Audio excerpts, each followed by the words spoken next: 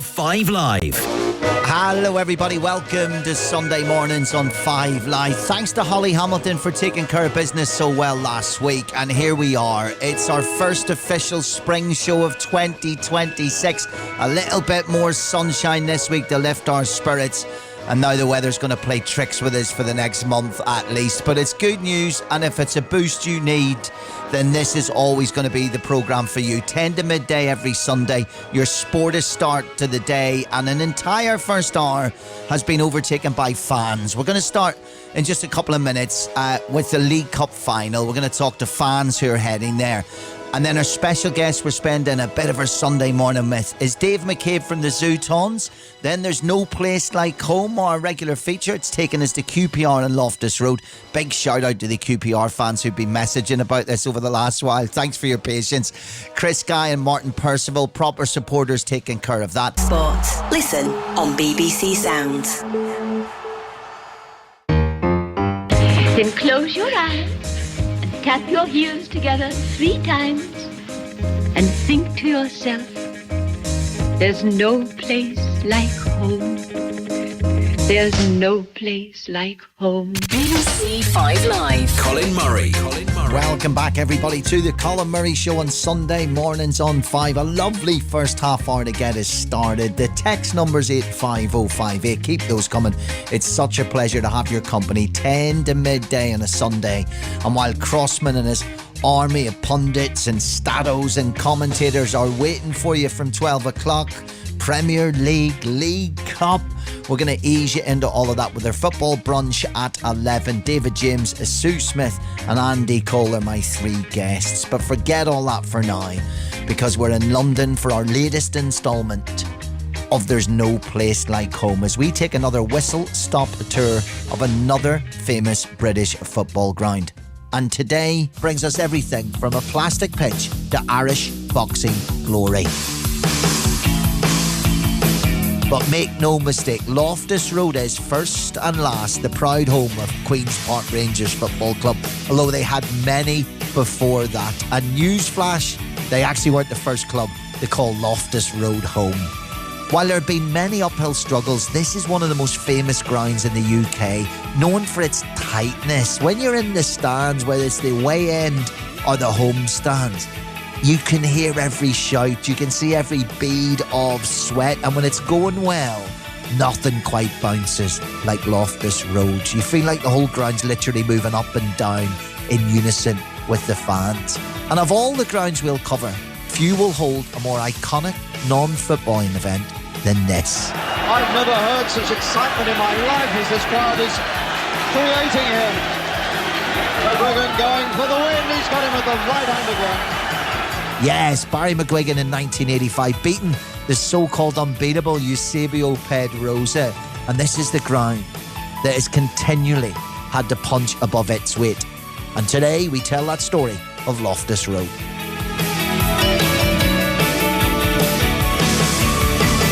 And when I say we tell you the story, I mean my 2 amazing guests. Well, Chris Guy is the honorary club historian of Queen's Park Rangers Football Club and joins us today as a super hoop. How you doing, Chris? Hi, Colin. Lovely to be here. Alongside him, QPR fanatic and a man who so often puts his fingers to keyboards and all things QPR. Martin Percival's here. Morning, Martin. Good morning. Great to be here.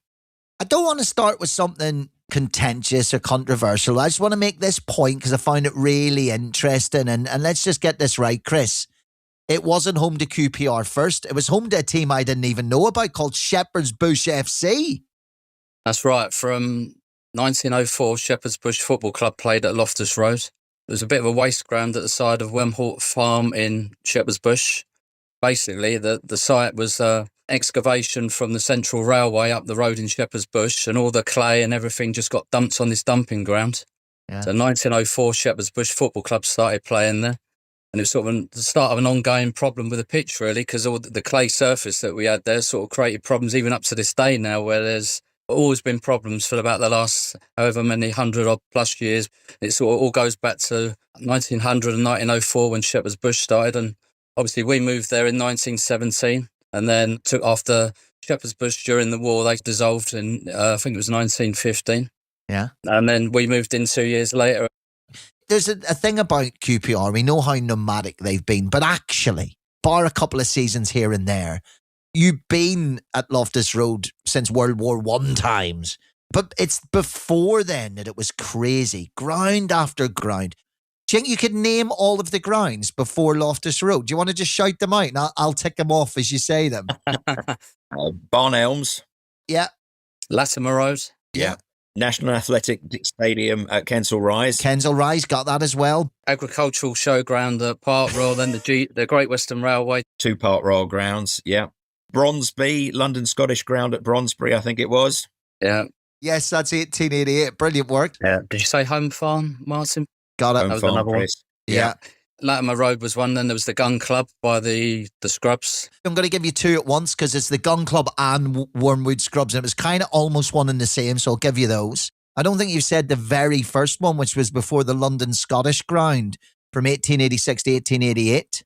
Welford Fields. Welford Fields. yeah. Oh my God, they've nearly done the whole list. So we're only missing one. Kilburn Cricket Club. Kilburn Cricket, yes! Come on! How was that? Yes, that is amazing. Well done, Chris. And now we get to the reason why Loftus Road is not called South Africa Road. Because anyone that goes to Loftus Road will walk down South Africa Road to get there. And it's always perturbed me. Do you know why it wasn't called South Africa Road? Martin's nodding. Yeah, South Africa Road is relatively new, Colin. It was built around 1948, 1949 on what was then the newly constructed White City estate. And the roads around there are all named after the Commonwealth countries. So Loftus Road was there from the beginning, even in the Shepherd's Bush days, as was Ellerslie Road. But South Africa Road is a Johnny-come-latelys from the late 1940s. It's a smaller road, Loftus Road, but it was there first. That's when you first went to see QPR there. Loftus Road was the way in. And that's what's amazing, Chris, isn't it, about Loftus Road? It sits there so stubborn. Yeah. It refuses to go, despite the fact you go from BBC Television Centre to luxury flats, from Wasteland to Westfield Shopping Centre. Yeah, it's just not for budging. No, the area around it changes over the years. You know, you got gentrification and you got some really nice bars up on the old BBC TV site. And then you go down the other end towards Acton and you got the old pubs like the Colin, the Crown and Sceptre. Even the fans, the community, it's just stayed the same, really. You know, you still walk down the road on a match day, see people you've seen 30, 40 years ago. It's just got that special bond to it, the area, the community, you know. And actually, I think you can extend it beyond QPR as such, Martin, because Shepherd's Bush is also, as you walk from Shepherd's Bush and you walk up past Westfield, you turn left on the South Africa Road, that whole area of London, no matter how much they try and gentrify it, it seems to just hold on to its real Londonness. It's very London. At the same time, Colin, it's very multicultural. Yeah. I mean, as you know, Shepherd's Bush traditionally had a big Irish community like Kilburn. Club also have got roots in Kilburn and some of the grounds in Kilburn. And you walk up the Uxbridge Road, you could have every cuisine that you wanted under the sun. So that's very much part of the community in Shepherd's Bush. And the club are a very strong part of that community. Martin's right, Chris. It might be one of the best pre-match lunches or post-match dinners that you can have. If you walk up from Shepherd's Bush Market, as Martin says, you can just get anything, cuisine, culture, whatever you want. And when you get in the ground, we're well known for our pies. We sort of try to keep hold of all the old traditions as well. You got Pie and Mash shop up the road, which is very much a London thing. I'm not sure like up north they'll appreciate it. It's more with the gravy and the peas and that.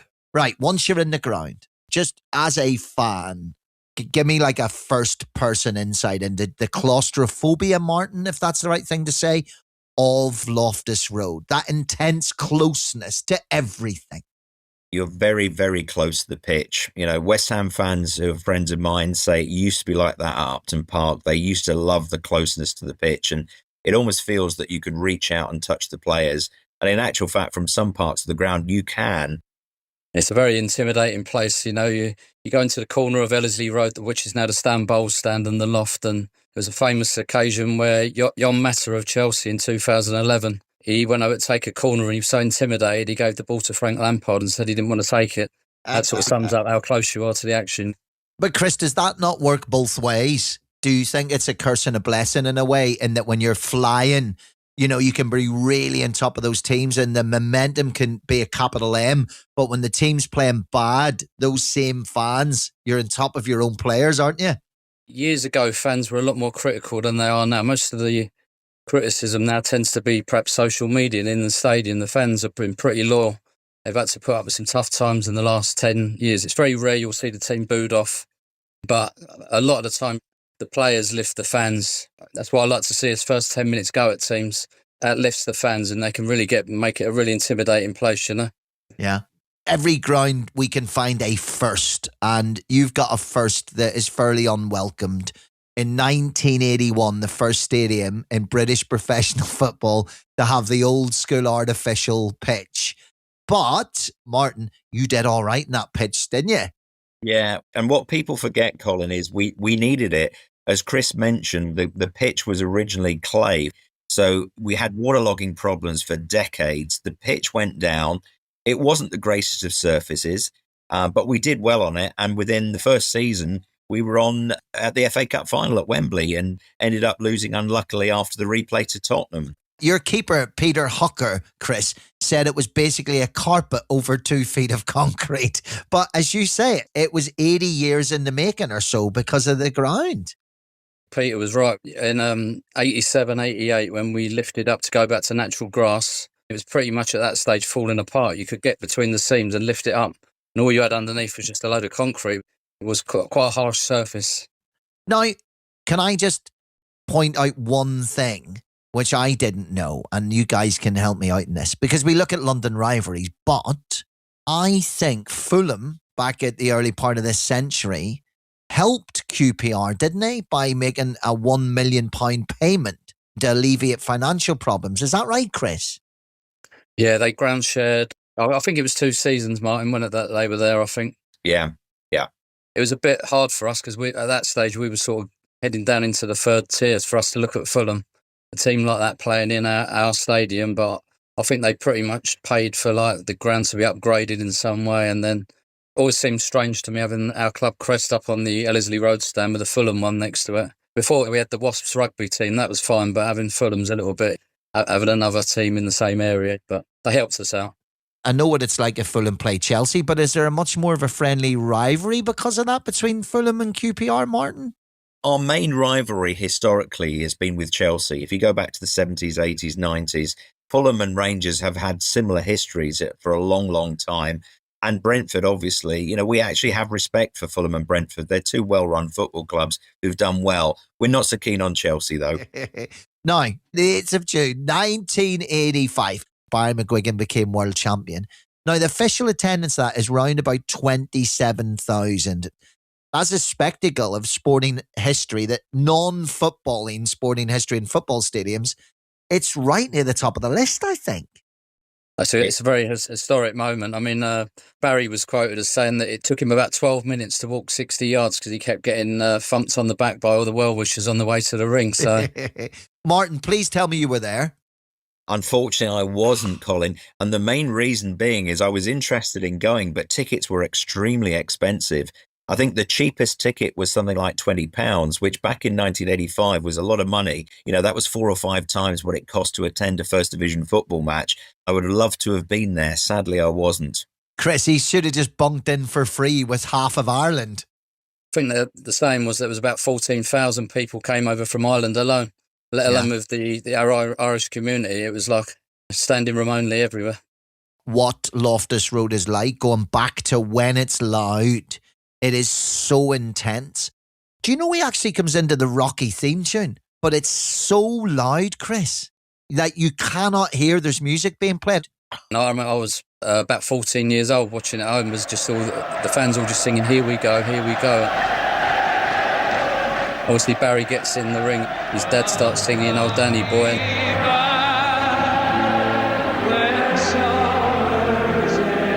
And then the whole crowd was off 27,000 plus. Superb. The result, a unanimous decision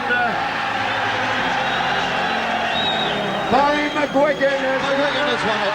McGuigan is the champion of the world. They've all voted for him. and all 25,000 people in the stadium had already voted for him. Well, I suppose we should get back to the football then. If I asked 1,000 fans, the greatest game ever at Loftus Road, Martin, what do you think might come out top? I'd actually go for a greatest month, Colin. In November 1977, we had 2 UEFA Cup ties. At the beginning of the month, we played Slovan Bratislava and beat them 5-2. They were a great side. It was, in the days of Czechoslovakia that summer had won the European Championships. So they were a great team. And then 3 weeks later, we played Cologne, who were a top West German team at the time, and beat them 3-0. And Stan Bowles scored 11 goals that season to be what is still jointly the highest ever goal scoring tally in Europe for a British player. Amazing. Chris, what would you add to that greatest nights at Loftus Road? When is it shook the most? The greatest night at Loftus Road has to be we were in Division 2, the third tier in 2003. We played Oldham in the playoff semi-final second, and the moment I got in the ground, everyone was singing. It was absolutely superb. And the fact that 2-3 years earlier we'd been in administration, just a perfect night. I mean, I opened the programme that night, and Steve Palmer, our captain, was quoting lyrics from Ghosts by the Jam. I looked around in the stands that night, and the row in front of me was my childhood hero, Simon Stainross. So for that night, it's got to be the most perfect night at Loftus Road ever. So just to finish then, what makes it home to you, Martin? Obviously, the football's enjoyable. It's great watching the teams and remembering all the games that I've seen since my first match in 1973. But it's seeing people that I've been going to football with for 40, 45 years. I've made so many friends through Queen's Park Rangers Football Club. It's the social side that is so important, and the atmosphere of being a small enclosed ground where, you've got so much going on around you. It really is. It's a great ground. Loftus Road is unique. That is so true.